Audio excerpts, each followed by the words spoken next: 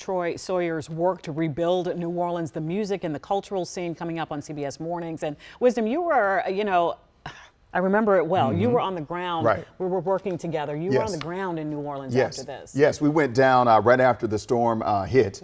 You tossed me in a live shot because we had to. So the background is there were no hotels within hours away from, like, all the way to Houston, all the way up to Mississippi. I'm from Mississippi, which is about 3 hours, central Mississippi, about 3 hours from New Orleans. So I used to go down there all the time. So there was no power for miles, no hotels for miles. We ended up sleeping in our car, sleeping in an RV eventually, but cars and RVs, because there was no food in the immediate area. So we go down to New Orleans, spend several days doing stories, following people around. Now, this is us with crews, rescue crews and boats, going around to different neighborhoods that were submerged in water, trying to find people. When you looked around, you saw bodies in the water that had been in the water, bloated. People had died.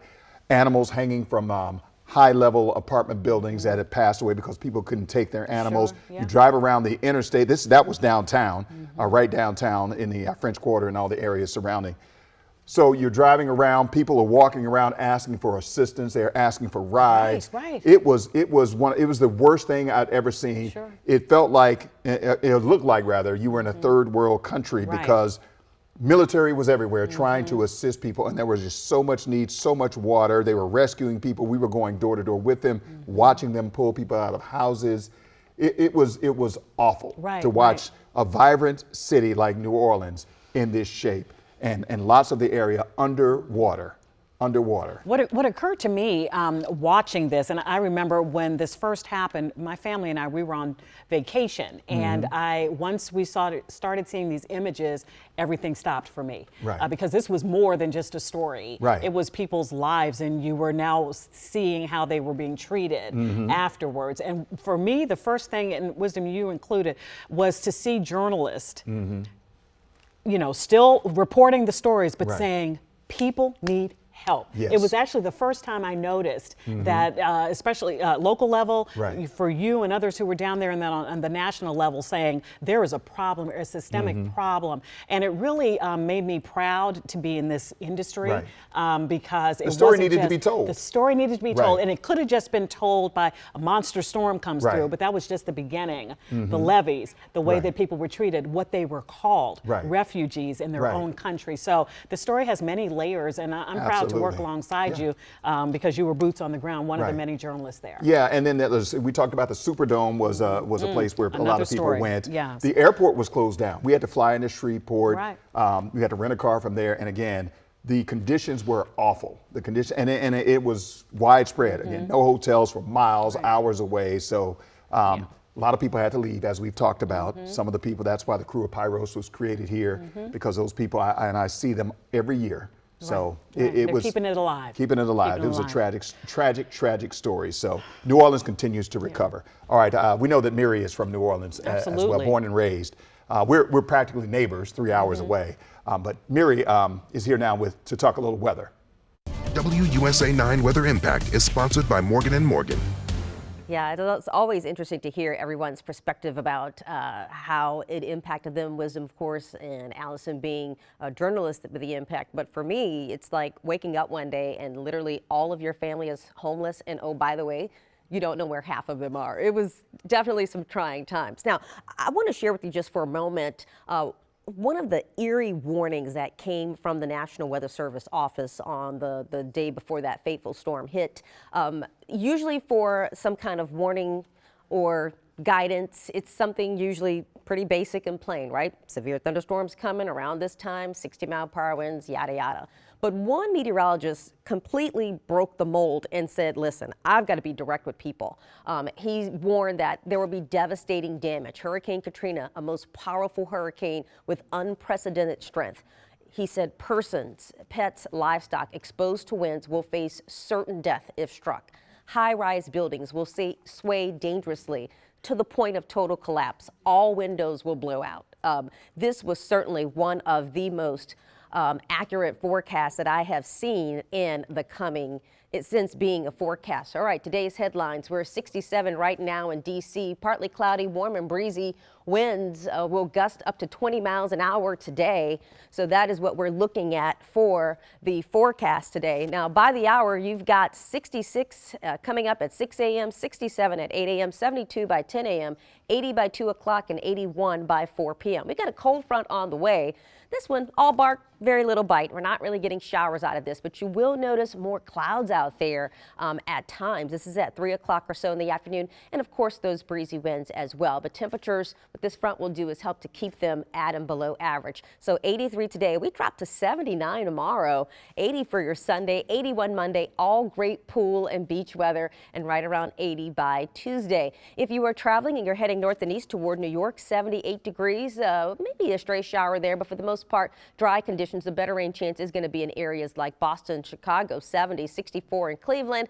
Further south, it's hot, it's humid, and we've got rain, 80s and 90s from Dallas to New Orleans with showers and storms, 90 in Orlando, and an isolated shower in the Miami area. It is dry as we head to the west coast with 80s in Los Angeles. The allergy index, the weeds continue to be high. Ragweeds may have your allergies going, but in the 7-day forecast, we'll continue to see weather that supports higher ragweed pollen counts with warm sunny days, light breezes, and dry air. It helps to keep those ragweed pollen particles suspended in the air longer. We'll go 80 Tuesday and right around 80 next Wednesday.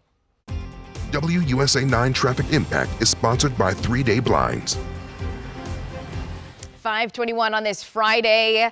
Before a long holiday weekend, taking a live look right now at the top side of the Beltway, the outer loop and inner loop, both moving along fine. Volume is starting to build, so definitely expect some heavy traffic as we approach this long weekend. Before about 11 o'clock this morning is going to be your best bet to get out there. We are still incident free though, and still very light volume across the DMV this morning, so that is some good news. Your drive time's looking really good. In Virginia right now, 18 minutes from Gainesville to the Beltway, 35 minutes from Fredericksburg up to the Mixing Bowl, and still right on target. 270 southbound coming out of Frederick this morning, just a 44-minute ride. 5:22, Get Up DC. We'll be right back.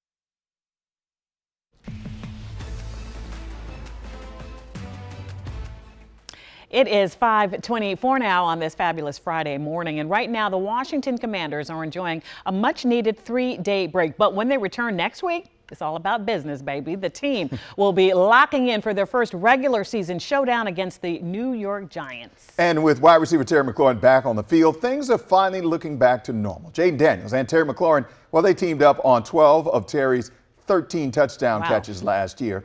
Never was that chemistry more evident than when it came to Terry's extended contract negotiations. He never let me forget that, my presence is missed out there. He never let me forget that, that I'm worth everything that I'm asking for. He never let me forget that he's got my back and he can't wait to get back out there with me. You want to have people's back who earn stuff, especially in this league. So he put in the work day in and day out, year in and year out. So he was very deserving of getting paid.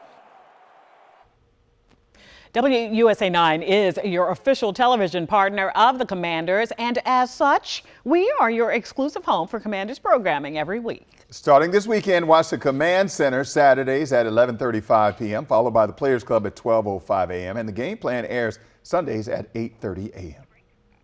We're busy. We'll be right back.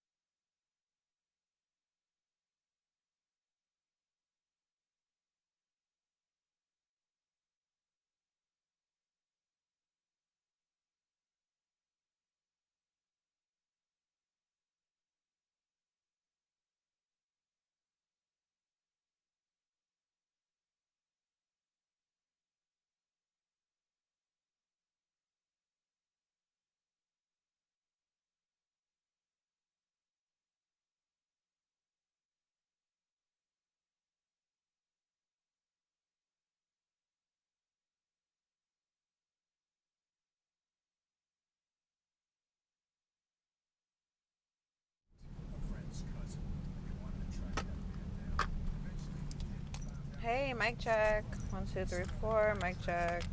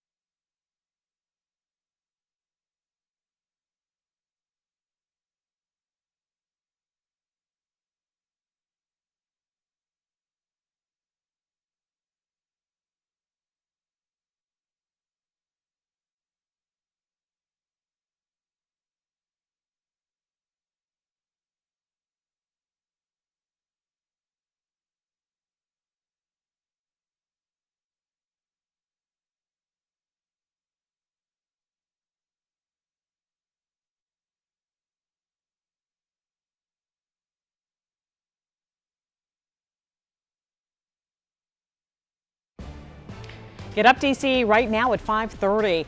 How much is it costing to have thousands of National Guards troops patrolling DC streets? A new report aims to answer that very question. When I say all options are on the table, all options are on the table. Plus, Maryland's governor speaking out why Wes Moore wants to redraw the state's congressional maps. All right, so we are on the roads this morning, gearing up for the long Labor Day weekend. If you're planning a trip, we have what you need to know when it comes to flying and gas prices. All right, get up, DC. Welcome back. Good morning to you. I'm Wisdom Martin. I'm Allison Seymour. It's